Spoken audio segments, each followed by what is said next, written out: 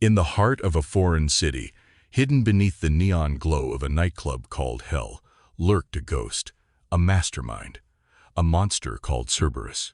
And Hercule Poirot was about to walk into the devil's den. Hercule Poirot sat by the window, the last rays of the sun casting shadows across the walls of his modest London apartment. It had been a quiet week too, quiet for his liking. The hum of the city, its usual rhythm of intrigue and mystery, had all but faded. Poirot, ever the man of action, was beginning to feel the creeping unease that comes with idleness. But as he picked up the envelope that had appeared under his door this morning, he knew that silence would not last. The handwriting was elegant, almost haunting, yet oddly familiar. It belonged to someone he had not heard from in years, Countess Vera Rossikoff. She was an enigma in herself, a woman whose beauty was matched only by her elusive nature. Their history together was complicated, filled with moments of both camaraderie and suspicion. Yet there was a part of him, deep within, that still felt a sense of curiosity toward her. The letter read simply, "I need your expertise, Poirot. Come alone to Hell.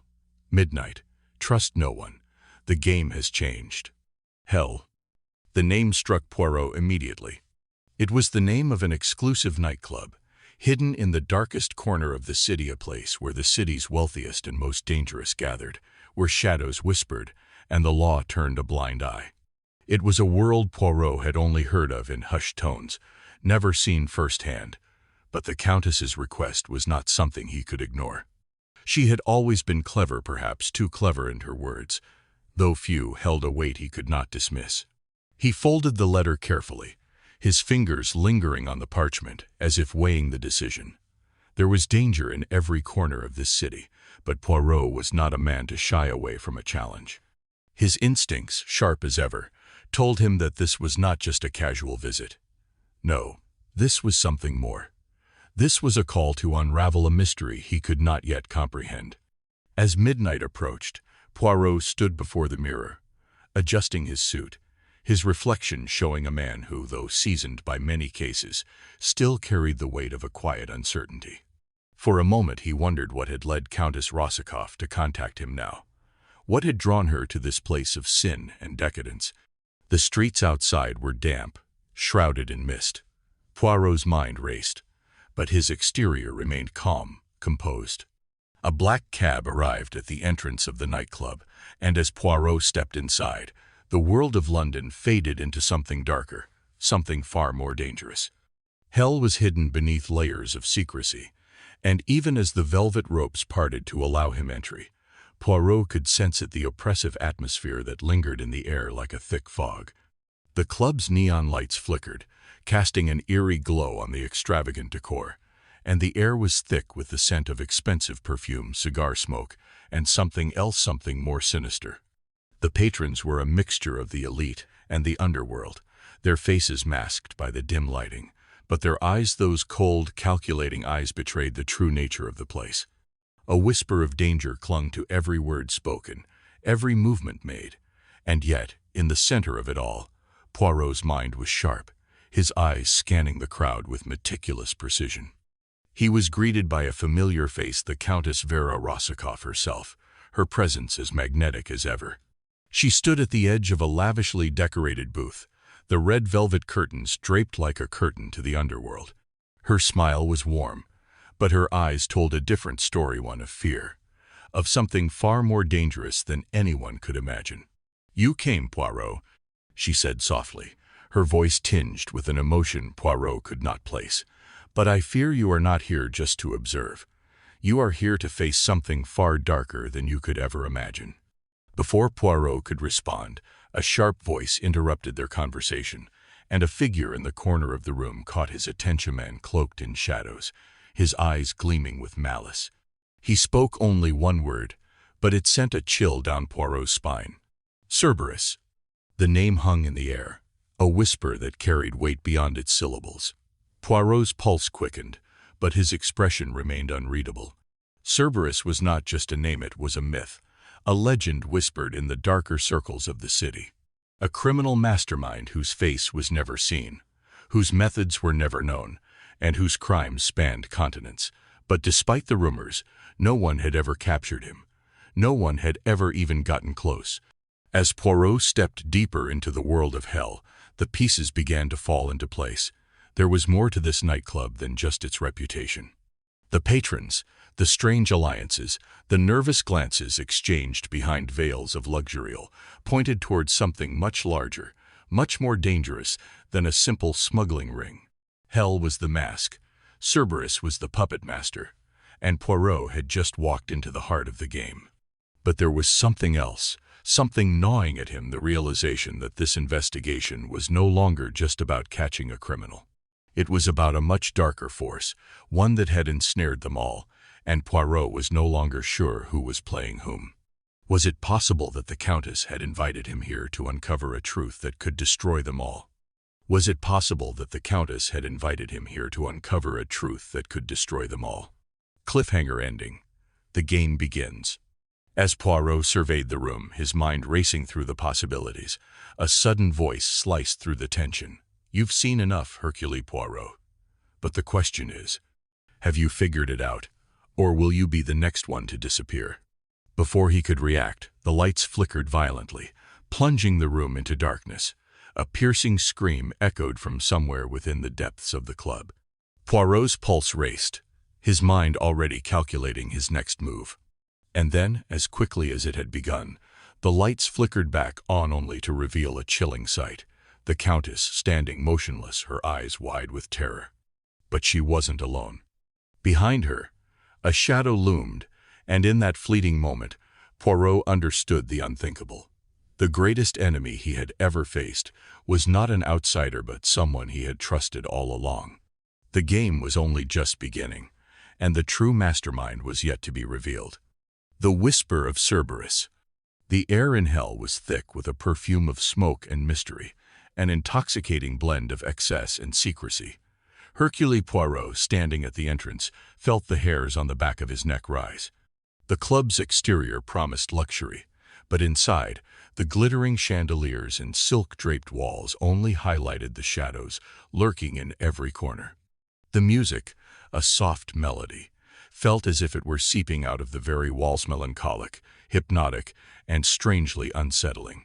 As Poirot stepped into the club, he immediately sensed the cold, calculating eyes of the patrons following him. It was as though they knew him, or perhaps it was just the silence that enveloped him the moment he crossed the threshold. He could feel their eyes burning into his back, their whispers like fleeting echoes against the cacophony of muted laughter and clinking glasses. This wasn't just a nightclub. This was a den, a haven for those who sought refuge from the law. The Countess's invitation had been vague, but Poirot had learned long ago to follow the smallest of threads, no matter how insubstantial they seemed. But what had drawn him here wasn't just the invitation, it was the name. Cerberus. The very word sent a chill down his spine, and for a moment, Poirot felt his usual calm, methodical mind stir with a flicker of unease. The name Cerberus had reached Poirot through hushed voices, whispered in secretive corners, and carried by rumors that swirled like fog in a dark alley. No one had seen him, not truly. He was nothing more than a specter in enigma shadow, but everyone spoke of him in reverent fear. A criminal mastermind who controlled a vast smuggling operation, stretching from one end of the continent to the other. His name invoked terror in those who dared to mention it. Cerberus was untouchable, impossible to track, impossible to understand. His criminal empire ran like clockwork, and the authorities, despite their best efforts, had never even come close to uncovering his true identity. He was a ghost, or so they thought. Poirot's sharp gaze flicked over the crowd, his mind already racing through possibilities. There was something off about the patrons in the club. They weren't just here for entertainment. They were part of something larger, something darker. He observed their eyes, darting nervously between each other, as if awaiting some unseen signal. They were waiting for something, but what? Poirot's senses were on fire, each detail falling into place with unnerving clarity. The woman at the bar who was too calm for the situation, the man in the corner who kept glancing over his shoulder, the waiter who passed by him and seemed to hold his breath. Everything about this place was wrong. And yet, it was the name Cerberus that gripped him. He had dealt with criminals before, but this was different. This was a master. The kind of man who could operate right under their noses, whose every move was calculated with precision.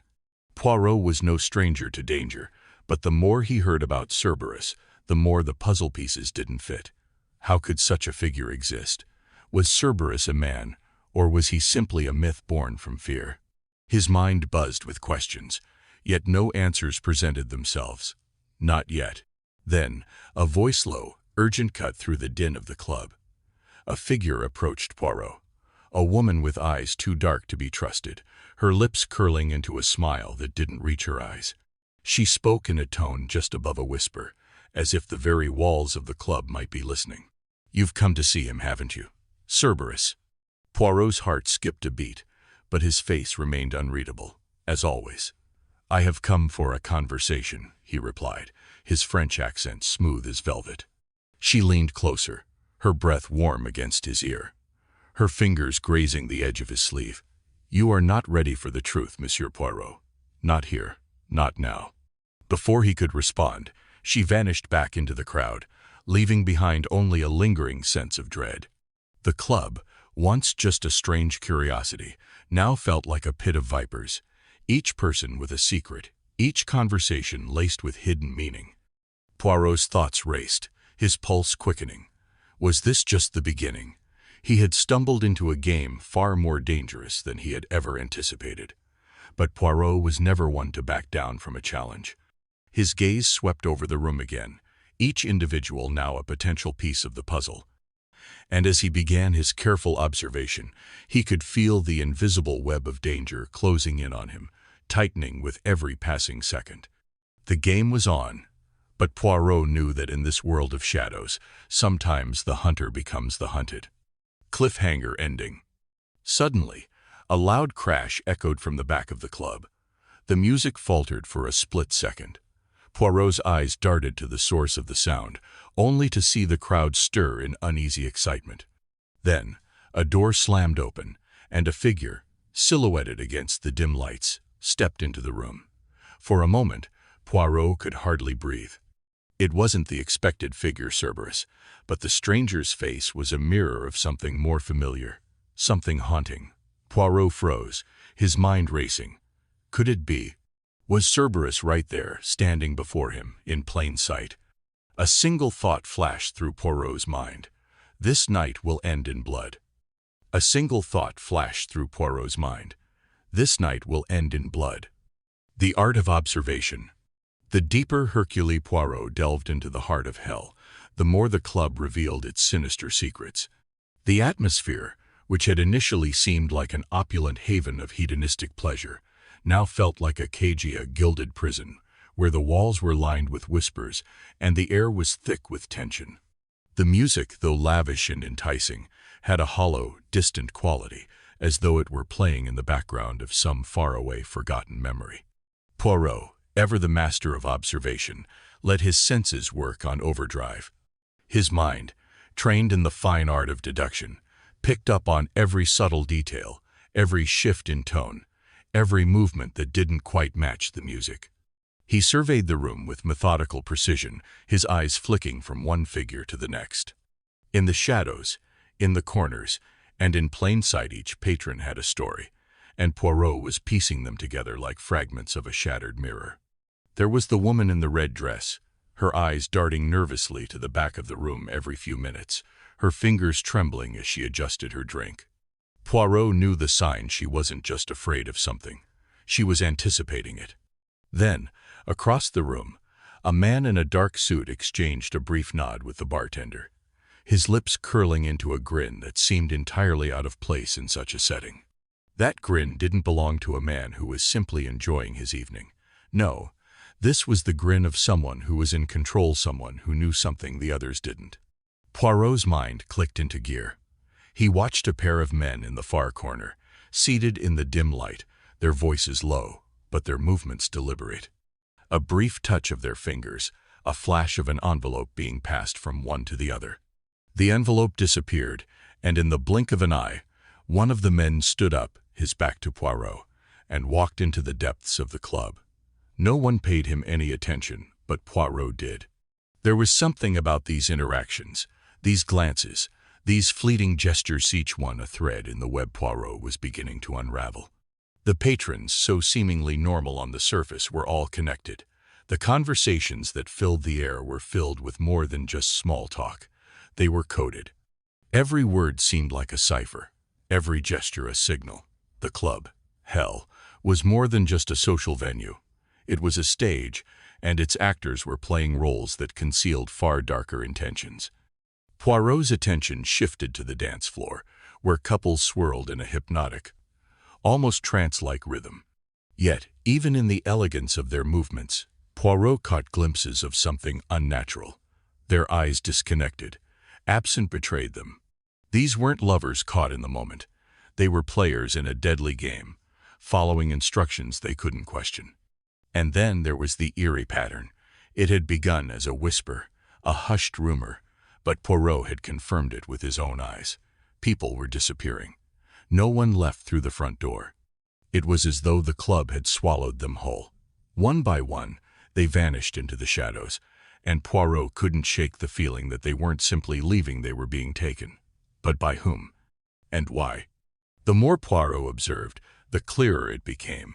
The club wasn't just a front for illicit deals or underground gambling.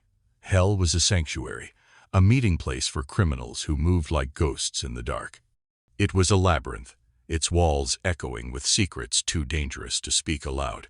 And at the center of it all, the shadowy figure of Cerberus loomed like a specter, the puppet master who controlled every move, every whispered word, every life. Poirot's hand tightened around his glass. He had always trusted his instincts, and they were telling him that there was something more at play here, something far beyond a mere criminal operation. But what? Suddenly, the music faltered for a fraction of a second, and the room seemed to hold its breath. Poirot's sharp eyes flicked toward the back of the room, where a velvet curtain shifted slightly. A single figure stepped into view, but the figure wasn't quite right. Something about the silhouette was wrong. It didn't fit the crowd, didn't blend with the rest of the patrons. A woman, or at least someone in the shape of a woman, with features hidden behind a veil of darkness. Poirot felt his pulse quicken. This wasn't just any figure. This was a signal. With deliberate grace, the figure moved through the crowd, slipping between the bodies as if they weren't even there. The patrons barely noticed, their eyes glazed over in their own personal worlds. Poirot, however, followed her every movement. His heart pounded in his chest as he considered the possibilities. Was this woman a part of Cerberus's operation? Was she a messenger? Or was she something far more dangerous? Poirot's instincts screamed at him to approach, but before he could act, the woman paused at the foot of the staircase leading to a secluded part of the club. She turned her head slightly, catching Poirot's gaze with eyes that seemed to pierce through the dim lighting. She didn't speak. Instead, she simply smiled, a smile that chilled Poirot to his very core. In that moment, Poirot knew they knew he was here. Cliffhanger ending. Before Poirot could make a move, the woman turned sharply, disappearing into the darkened corridor behind the staircase. But just as quickly as she vanished, another figure appeared from the shadows this time. A man, tall and imposing, with eyes that glowed with an eerie intensity. Poirot's pulse raced. Could this be Cerberus, the elusive mastermind, or was this someone else, someone even more dangerous than he had imagined? As the man drew closer, Poirot felt the weight of the moment. He could hear his own breathing, but the world around him seemed to slow. The man's footsteps echoed louder and louder, until they stopped, just a few feet away. Poirot knew this wasn't a coincidence. He was no longer just an observer. The game had just become personal. The man spoke, his voice cold and calm, as if he were stating a simple fact.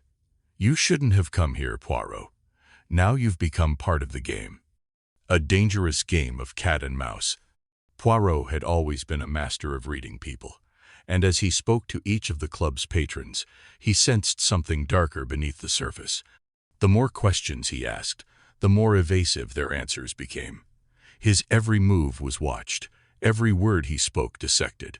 And yet, Poirot remained as calm as ever, his sharp mind racing behind those steady eyes, piecing together the puzzle that no one else seemed to see. He had met with several individuals over the past few days. Hélène, the glamorous woman who was far too knowledgeable about hell's inner workings. Victor, the aloof man whose carefully measured indifference spoke volumes about the secrets he was hiding. And of course, the ever-mysterious Countess Vera Rosikoff, whose motives were as elusive as the shadows she slipped in and out of. Each of them, he had learned, had ties to the criminal underworld, each a potential thread that could unravel the truth behind Cerberus and the operations taking place within the club. But as Poirot probed deeper, he felt something unsettling, a sense that he was being watched, as if someone were waiting for him to make a wrong move, to reveal a weakness. The feeling intensified the moment he left the club one evening, the familiar glint of hell's neon sign reflecting off the rain-soaked streets. Poirot quickened his pace, but every footstep seemed to echo in the alleyways, the shadows growing longer, darker. He was not alone. He had never felt this before, a presence, lurking behind him, watching him like a hawk, waiting for a slip. Poirot knew that the walls of hell were closing in around him, that the more he learned, the more dangerous his investigation became. Every detail, every conversation seemed to lead him into a web of deception and danger, but still he refused to retreat. He could feel that the truth was just within his grasp. His phone buzzed in his pocket, and Poirot glanced down to see a message from an unknown number. "They know what you're doing. Stop while you still can." A warning? A threat? Poirot's lips curled into a knowing smile. Whoever had sent it was mistaken. They underestimated him.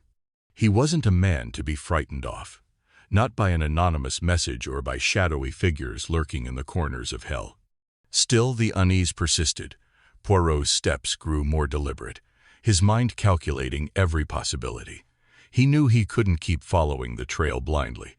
He needed to outsmart those who were following him, to make them believe they had the upper hand while he stayed 2 steps ahead. The next night, Poirot returned to hell with a renewed sense of purpose. He moved through the crowd like a ghost, his presence unnoticed by those who still underestimated him. He wasn't here to ask questions anymore. He was here to make people answer. As he approached Victor in the back corner of the club, Poirot's mind was already a step ahead. He'd planted a small seed, an idea that he would use to draw out the truth. Victor's poker face remained intact as Poirot took the seat across from him. They exchanged pleasantries, but Poirot's eyes never left Victor's. He studied every twitch of his lips, every shift of his gaze. "Tell me, Victor," Poirot said, his voice smooth, almost casual. "What's the real game being played here? You see, it's quite clear that we're both here for the same reason."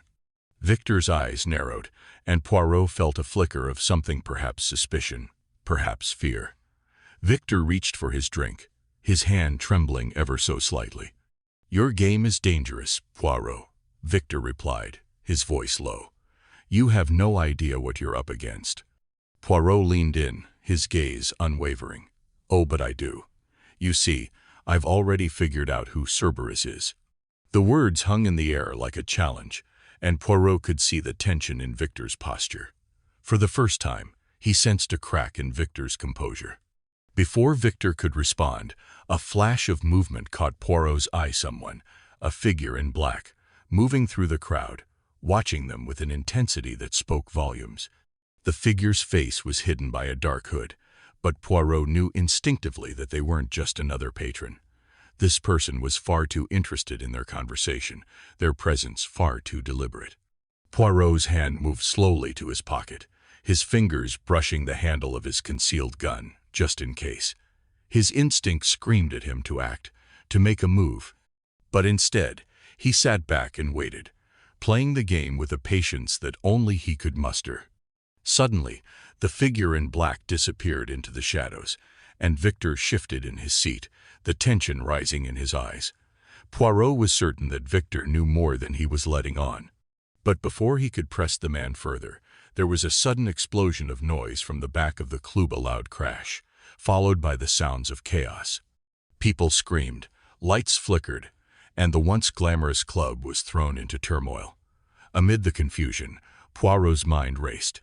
He stood up quickly, his heart pounding, and he made his way to the back of the club, his every sense heightened, alert for any signs of danger.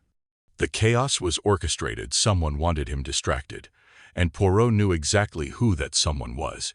Just as he reached the back door, he froze. There, standing in the dim light, was the figure in black, their face now visible for the first time. It was a woman. But those eyes were cold, calculating, and in her hand she held something that sent a chill down Poirot's spine. A gun. Poirot's mind raced, but before he could react, she spoke. Her voice was soft, but the danger in her words was unmistakable. "You're too close, Poirot, and now you're a liability." Cliffhanger ending. Before Poirot could draw his weapon, the woman took a step forward, her hand raised, and the sound of footsteps echoed from behind him. More figures, more threats. Poirot had no choice but to move. But where? The walls were closing in, the trap was set, and the game had reached its deadliest point. As the tension thickened and the woman raised the gun, Poirot had only one thought. Was this the end of the investigation, or merely the beginning of a far more dangerous game? The Mastermind Revealed. Weeks had passed, and Poirot's investigation had led him down a twisted path of deception, misdirection, and calculated danger. But the truth, as it often does, lingered just beyond his reach until now. Poirot sat in the dimly lit office of a safe house, the papers spread out before him like a puzzle he had nearly solved. He glanced at the list of names, all suspects in the web of criminal activity surrounding Hell, each with their own secrets, their own lies. But there was one name that kept appearing, one that had been right in front of him all along. His eyes narrowed as he studied the face of the man he had been speaking with for weeks. Victor. The same Victor who had seemed so aloof, so detached from the chaos, yet always present in the background. The man who had played the part of a disinterested observer, but had been too well connected to the club's inner workings to be anything but involved. Poirot had always trusted his instinct, and now that instinct was telling him the truth. Victor wasn't just a pawn in the game, he was the mastermind. It all clicked. Victor's careful control over the club's patrons, his ability to manipulate the situation, and his calm demeanor in the face of mounting danger were all part of an act. The threads that Poirot had been pulling at, the subtle hints, the small contradictions, now formed a coherent picture. Poirot's fingers brushed over the last piece of evidence, a hidden letter, tucked away inside a false compartment of Victor's personal belongings. The contents were chilling. The letter detailed plans for a vast smuggling operation, drugs, weapons, and even human trafficking that had been quietly slipping through the cracks of international borders. Victor wasn't just a criminal. He was orchestrating a vast empire, one that extended far beyond the confines of Hell. The more Poirot studied the letter, the clearer the motives became. Victor had been driven by a need for control over people, over wealth, over power. But there was a darker layer to his actions. A personal tragedy, buried deep within his past, had pushed him into the world of crime. An early life filled with loss and betrayal had twisted his psyche, turning him into the ruthless figure who now stood at the center of this criminal empire. He wasn't just a mastermind, he was a man trying to erase the past, burying the pain of a loss he couldn't bear to face. Poirot leaned back in his chair, absorbing the weight of the revelation. The club, Hell, had been nothing more than a place where Victor had hidden in plain sight, manipulating everyone around him. The charming and enigmatic Victor had been the one pulling the strings all along, using people like pawns in his game. And now it was clear that the operation stretched farther than anyone had realized, its roots tangled deep in the global black market. But just as Poirot was about to move forward, to expose the truth, something shifted. A shadow passed by the window, too quick to be normal. Poirot's senses, honed after years of investigating, flared. Someone was here. He stood, quietly slipping his gun from its holster, his eyes scanning the room. It wasn't just Victor who needed to be taken down, it was everyone involved, the entire criminal ring that had been thriving under his command. But now, it seemed, the hunter had become the hunted. The door creaked open, and Poirot's gaze shot to the threshold, Standing in the doorway was none other than Countess Vera Russakoff, her face unreadable, her eyes colder than he had ever seen them before. The woman who had once seemed so charming, so mysterious, now held an entirely different presence. "You're too late, Poirot," she said, her voice sharp, filled with icy calm. "You think you can unravel Victor's empire, but you're merely a spectator in a game that's already been won." Poirot's mind raced, trying to decipher her words. Had she known all along? Was she involved in Victor's scheme, or had she merely been another pawn to distract him? Her eyes glinted with something darker, a warning in their depths. She stepped into the room slowly, her movements deliberate.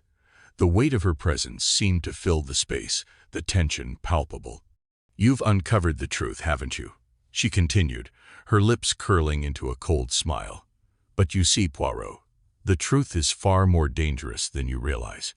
And now, you've made yourself the greatest threat to everything Victor has worked for." Poirot's fingers tightened around his gun, his heart pounding in his chest. The trap was closing in.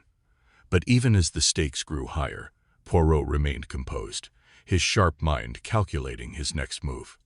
But before he could respond, a loud crash echoed through the building, followed by a series of hurried footsteps. Poirot's eyes darted toward the sound, and within seconds, the door behind Vera slammed shut, locking them both inside the room. The walls felt closer, the air thicker. Vera stepped closer, a final warning in her eyes. "You're in too deep, Poirot, and now the game has truly begun." Cliffhanger ending. Just as Poirot raised his gun to defend himself, a voice echoed from the other side of the locked door. "Victor is waiting." The realization struck him like a blow. Victor wasn't just a figure in the shadows anymore, he was in control, and Poirot had just walked straight into his final trap. The Mastermind Revealed. Weeks had passed, and Poirot's investigation had led him down a twisted path of deception, misdirection, and calculated danger. But the truth, as it often does, lingered just beyond his reach until now. Poirot sat in the dimly lit office of a safe house, the papers spread out before him like a puzzle he had nearly solved. He glanced at the list of names, all suspects in the web of criminal activity surrounding Hell, each with their own secrets, their own lies. But there was one name that kept appearing, one that had been right in front of him all along. His eyes narrowed as he studied the face of the man he had been speaking with for weeks, Victor. The same Victor who had seemed so aloof, so detached from the chaos, yet always present in the background. The man who had played the part of a disinterested observer but had been too well connected to the club's inner workings to be anything but involved. Poirot had always trusted his instinct, and now that instinct was telling him the truth. Victor wasn't just a pawn in the game, he was the mastermind. It all clicked. Victor's careful control over the club's patrons, his ability to manipulate the situation, and his calm demeanor in the face of mounting danger were all part of an act. The threads that Poirot had been pulling at, the subtle hints, the small contradictions now formed a coherent picture. Poirot's fingers brushed over the last piece of evidence, a hidden letter, tucked away inside a false compartment of Victor's personal belongings. The contents were chilling. The letter detailed plans for a vast smuggling operation, drugs, weapons, and even human trafficking that had been quietly slipping through the cracks of international borders. Victor wasn't just a criminal. He was orchestrating a vast empire, one that extended far beyond the confines of Hell. The more Poirot studied the letter, the clearer the motives became. Victor had been driven by a need for control over people, over wealth, over power. But there was a darker layer to his actions. A personal tragedy, buried deep within his past, had pushed him into the world of crime. An early life filled with loss and betrayal had twisted his psyche, turning him into the ruthless figure who now stood at the center of this criminal empire. He wasn't just a mastermind, he was a man trying to erase the past, burying the pain of a loss he couldn't bear to face. Poirot leaned back in his chair, absorbing the weight of the revelation. The club, Hell, had been nothing more than a place where Victor had hidden in plain sight, manipulating everyone around him. The charming and enigmatic Victor had been the one pulling the strings all along, using people like pawns in his game. And now it was clear that the operation stretched farther than anyone had realized, its roots tangled deep in the global black market. But just as Poirot was about to move forward, to expose the truth, something shifted. A shadow passed by the window, too quick to be normal. Poirot's senses, honed after years of investigating, flared. Someone was here. He stood, quietly slipping his gun from its holster, his eyes scanning the room. It wasn't just Victor who needed to be taken down, it was everyone involved, the entire criminal ring that had been thriving under his command. But now, it seemed, the hunter had become the hunted. The door creaked open, and Poirot's gaze shot to the threshold. Standing in the doorway was none other than Countess Vera Rossikoff, her face unreadable, her eyes colder than he had ever seen them before. The woman who had once seemed so charming, so mysterious, now held an entirely different presence. "You're too late, Poirot," she said, her voice sharp, filled with icy calm. "You think you can unravel Victor's empire, but you're merely a spectator in a game that's already been won." Poirot's mind raced, trying to decipher her words. Had she known all along? Was she involved in Victor's scheme, or had she merely been another pawn to distract him? Her eyes glinted with something darker, a warning in their depths. She stepped into the room slowly, her movements deliberate. The weight of her presence seemed to fill the space, the tension palpable. "You've uncovered the truth, haven't you?" she continued, her lips curling into a cold smile. "But you see, Poirot, the truth is far more dangerous than you realize. And now, you've made yourself the greatest threat to everything Victor has worked for." Poirot's fingers tightened around his gun, his heart pounding in his chest. The trap was closing in. But even as the stakes grew higher, Poirot remained composed, his sharp mind calculating his next move. But before he could respond, a loud crash echoed through the building, followed by a series of hurried footsteps. Poirot's eyes darted toward the sound, and within seconds, the door behind Vera slammed shut, locking them both inside the room. The walls felt closer, the air thicker. Vera stepped closer, a final warning in her eyes. "You're in too deep, Poirot. And now, the game has truly begun." Cliffhanger ending. Just as Poirot raised his gun to defend himself, a voice echoed from the other side of the locked door. "Victor is waiting." The realization struck him like a blow. Victor wasn't just a figure in the shadows anymore, he was in control. And Poirot had just walked straight into his final trap. The conclusion: justice in the shadows.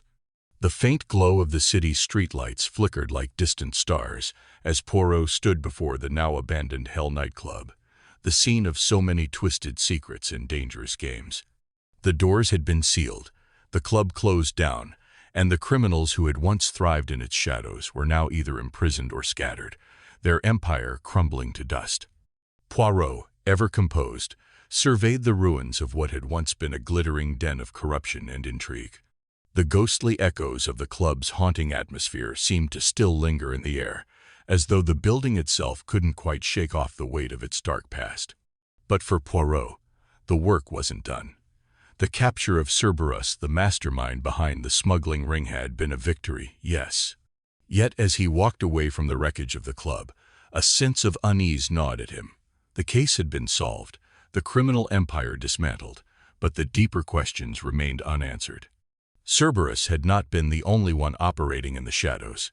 No, Poirot understood now that the true nature of the crime was far more intricate. Vera Rossikoff, the seemingly innocent countess, had proven herself to be far more involved than anyone could have anticipated. Her actions were a carefully crafted web of lies, calculated moves, and manipulations, all to protect the one thing that mattered most to her: Victor. A man who had hidden his true face behind charm and politeness, a man who had turned his pain into power. And yet, even as the criminals fell one by one, Poirot couldn't shake the feeling that there was still a larger truth at play. Something darker, deeper, and more insidious than anyone had realized. As the night drew in, Poirot found himself alone on a secluded bench in the park, his mind swirling with thoughts. What drove people to such extremes? What is the root of evil? These questions plagued him, gnawing at the edges of his mind like an itch he couldn't scratch. The world had its own form of balance, he realized. Justice was never absolute. Even as Cerberus was locked away in prison, the shadows from which he had emerged would always remain, lurking just out of sight, waiting for the right moment to creep back into the light. There would always be another criminal, another mastermind, another game to play. His thoughts were interrupted by the sound of footsteps approaching from behind. Poirot didn't need to turn to know who it was.